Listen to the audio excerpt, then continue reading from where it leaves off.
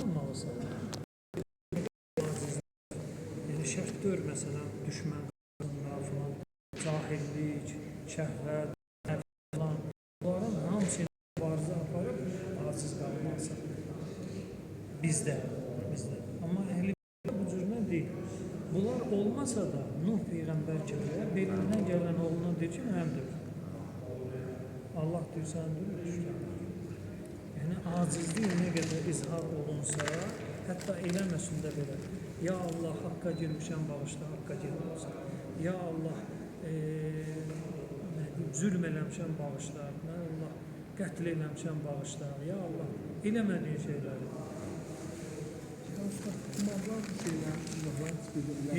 sadece izah edin Allah karşısında acizliği izhar eləmək üçün ki, hər halda çıxış yolu budur. Məsələn, nə deyir? Rəcai.